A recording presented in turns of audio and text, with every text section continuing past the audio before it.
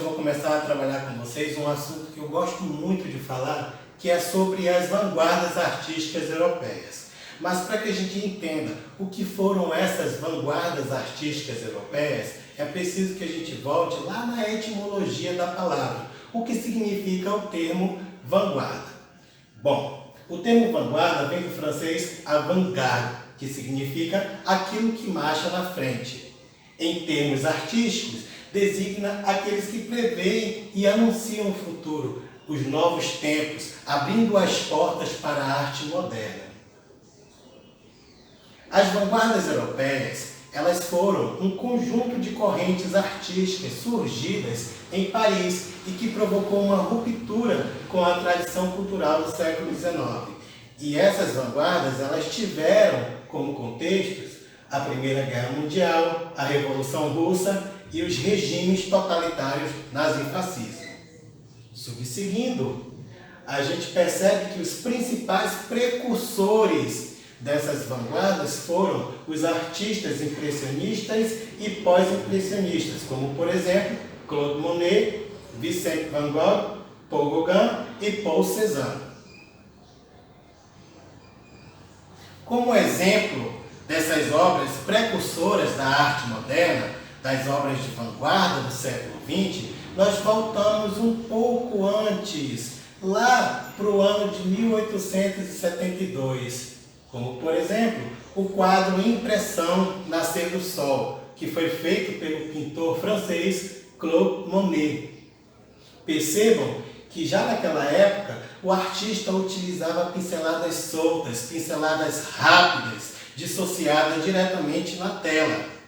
A gente percebe que a arte ela já começa a tomar um novo rumo, um novo caminho, ainda no século XIX. Agora sim, a gente adentra as principais correntes de vanguardas que evoluíram a partir do impressionismo e do pós-impressionismo. Destacam-se 6 vanguardas: o fauvismo, o cubismo, o expressionismo, o futurismo, o dadaísmo e o surrealismo. Eu decidi organizar essa aula em 3 partes, sendo que cada parte nós vamos trabalhar 2 correntes, a começar pelo fauvismo. O fauvismo, ou fauvismo, ele foi um movimento artístico heterogêneo associado à pintura. É importante lembrar que este movimento ele é associado somente à pintura e teve sua origem na França no início do século XX, entre os anos de 1905 e 1907. Mas, professor, por que o nome do movimento é fauvismo ou fauvismo? O termo fauvismo ele vem do fauvis, um termo francês que significa feras ou selvagens.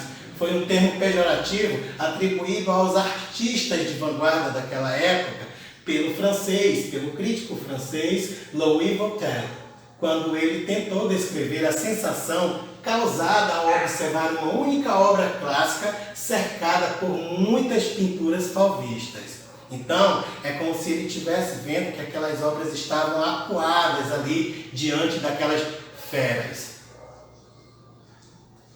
As principais características do fauvismo são a utilização da cor pura, sem misturas, de modo a delimitar. Isso aqui é importantíssimo que a gente lembre na hora da prova.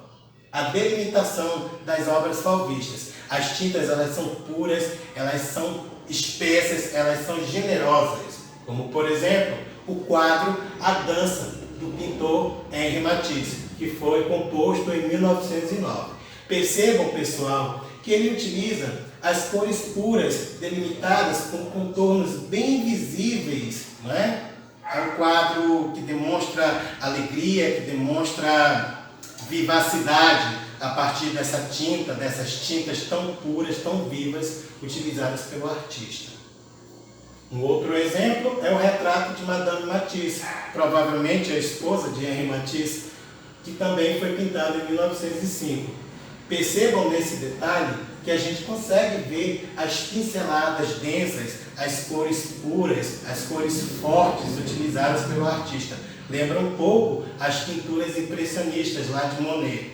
Lembrem-se que Foi a partir do impressionismo que a arte ela começou a seguir um novo rumo, um novo caminho, rumo à modernidade. Um outro movimento que nós vamos trabalhar na aula de hoje é o cubismo. O cubismo ele vai evoluir de modos diferentes, até chegar a um ponto em que se tornou impossível reconhecer qualquer figura retratada. Essa tendência ela está presente, por exemplo, nas obras produzidas por Pablo Picasso, um dos maiores expoentes desse movimento. Como características, nós temos a representação de objetos como se estivessem abertos, com todos os seus lados no plano frontal. Essa decomposição, ela significou o abandono da perspectiva em 3 dimensões. Que perspectivas eram essas? Aquelas que eram trabalhadas desde lá no Renascimento. A altura, a largura e a profundidade. Como exemplo, nós temos o famoso quadro Les Demoiselles d'Avignon, que foi pintado em 1907.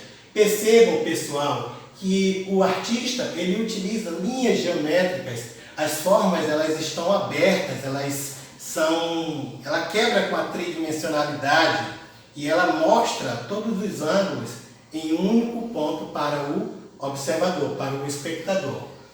E é importante lembrar também que o Picasso se inspirou nas máscaras africanas, como por exemplo nesses detalhes. Lembram muito as máscaras que eram utilizadas em danças, em rituais e até mesmo em guerras,